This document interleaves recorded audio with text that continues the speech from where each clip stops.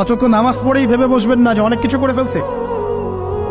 এক চিল্লা দিয়ে মনে করে ফেলবেন না যে দিনের জন্য অনেক কিছু করে ফেলছে।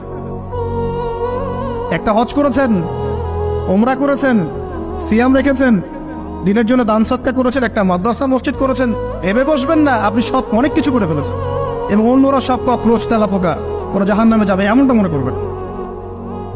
জানি না আমরা যে কার আমলের কতটুকু আল্লাহর কাছে কবুল হচ্ছে। তো এখানে এই ব্যক্তির সমস্যা ছিল এই, সে নিজের আমলটাকে অনেক ভারী মনে করছিল এবং সে স্টেটমেন্ট দিয়ে ফেললো যে তোকে আল্লাহ পাক মাফ করবে না। এই একটা কথা মন থেকে বলার কারণে তার ইহকাল পরকাল দুটা বরবাদ হয়ে গেল, সে জাহান্নামে চলে গেল।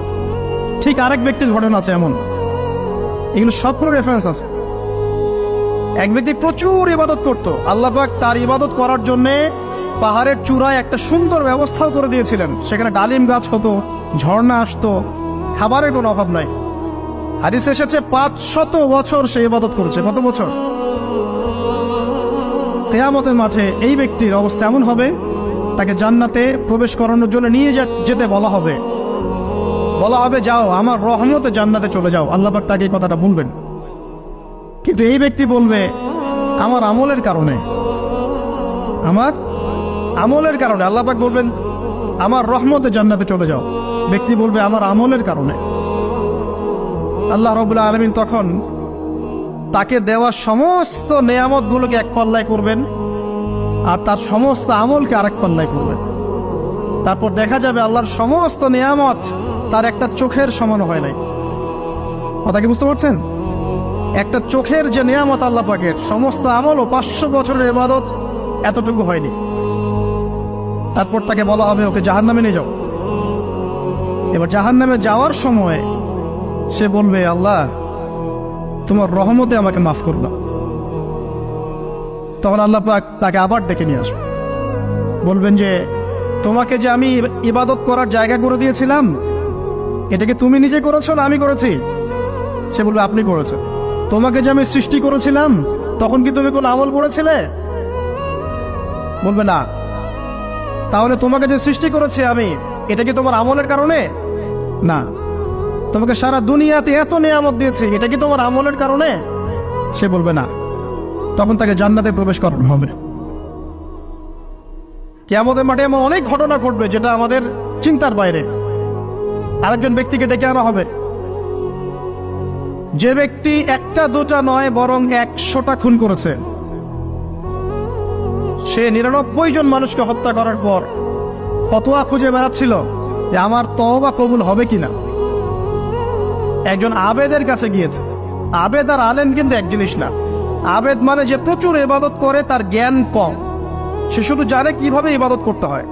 আলেম হচ্ছে সে যে শরীয়তের গভীর জ্ঞান জানে আবার ইবাদতও করে। আবার যারা জ্ঞান আছে আমল নাই, সেও কিন্তু প্রকৃত আলেম না। প্রচুর জ্ঞান আছে কিন্তু জ্ঞান অনুযায়ী আমল করে না, সেও কিন্তু প্রকৃত আলেম নন। এবার আসেন, তো এই আবেদের কাছে গিয়ে সে বলছে আমার কি ক্ষমা হবে? আমি 99টা খুন করেছি। সে বলল তোমার আবার ক্ষমা? তোমার ক্ষমা নাই। তখন এই ব্যক্তি এই আবেদকে হত্যা করে 100টা খুন পূর্ণ করলো, ওকেও সে মেরে ফেলছে। আমার ক্ষমাই হবে না তো তোর বেঁচে থাকার কি দরকার, তুইও মর। কি বুঝতে পারলেন? বর্তমান বিশ্বের উগ্র মাথার পলিটিশিয়ানদের মতো অবস্থা।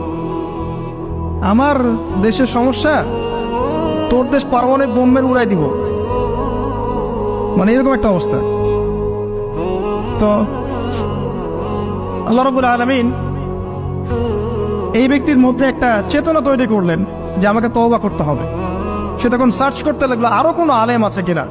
এরপর অনেক দূরে একজন আলেমের সন্ধান পাওয়া গেল। সে সেখানে গেল, তাকে গিয়ে বলল আমার কি ক্ষমা হবে?